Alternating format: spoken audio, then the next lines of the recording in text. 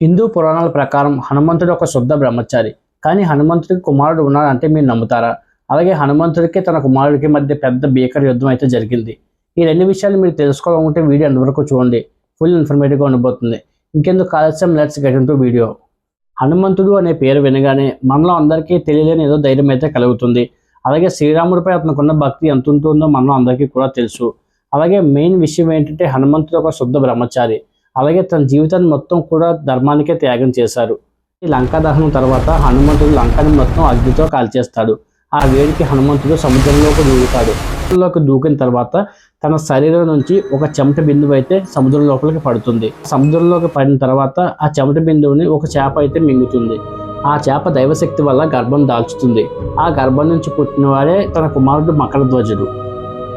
రావణాసురుడి యొక్క సహాయకుడైన మహిరావణుడు లక్ష్మణ్ని, రాముణ్ణి కూడా ఇద్దరిని పాతాళ లోకానికి అపహరింపజేస్తాడు. ఇద్దరిని కాపాడడానికి హనుమంతుడు పాతాళ లోకానికి వెళ్తాడు. ఒక చిన్న ట్విస్ట్ అయితే జరుగుతుంది. ఆ ద్వారం వద్ద హనుమంతుడిని ఒక యోధుడు అయితే ఆపుతాడు. యోధుడు ఎవరో కాదు, ఆ యోధుడి పేరే మకరధ్వజుడు. అతను హనుమంతుడి కుమారుడుగా అతనికి పరిచయం చేసుకుంటాడు. ఇది విన్న హనుమంతుడు షాక్ అవుతాడు. నేను బ్రహ్మచారిని, నాకు కొడుకు ఎలా పుట్టాడని హనుమంతుడు ఆశ్చర్యంలోకి గురవుతాడు. అప్పుడు మకరధ్వజుడు తను ఏ విధంగా జన్మించాడో పూర్తిగా హనుమంతుడికి వివరిస్తాడు. అప్పుడు వీరిద్దరి మధ్య ఒక ఎమోషన్ అయితే ఏర్పడుతుంది. కానీ ఆ ఎమోషన్ ఎంతోసేపు ఉండలేదు. మకరధ్వజుడు తన రాజు చెప్పిన మాట ప్రకారం హనుమంతుని లోపలికి అనుమతించడు. దీంతో హనుమంతుడికి చాలా కోపం వస్తుంది. అప్పుడు మకరధ్వజుడికి హనుమంతుడికి ఇద్దరికి కూడా ఒక పెద్ద భీకర యుద్ధం అయితే జరుగుతుంది. కానీ ఈ యుద్ధం అనంతరం చివరికి హనుమంతుడు అయితే గెలుస్తాడు.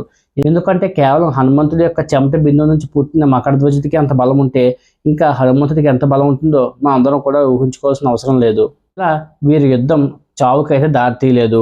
హనుమంతుడు తన కుమారుని చంపకుండా వదిలేస్తాడు. అలాగే మకరధ్వజుడి యొక్క ధైర్యాన్ని, సాహసాన్ని చూసి పాతాళ లోకానికి మకరధ్వజుడిని రాజుగా నియమిస్తాడు. ఇప్పుడు మీకు ఇంకో డౌట్ కూడా వచ్చి ఉంటుంది.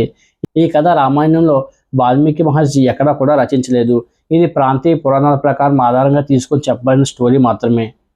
ఈ కథ మిస్టరీగానే మిగిలిపోయింది. ఇప్పుడు మీరేమంటారు? హనుమంతుడికి నిజంగా కుమారుడు ఉన్నాడా, లేకపోతే ఇది ఒక దైవలీలైనా? ఈ విషయం గురించి మీరు కామెంట్ సెక్షన్లో కామెంట్ చేయండి. వీడియో నచ్చినట్లయితే లైక్ చేసి సబ్స్క్రైబ్ చేయడం మాత్రం మర్చిపోకండి. పక్కన బెల్ ఐకాన్ యాక్టివేట్ చేసుకోండి. Thank you for watching.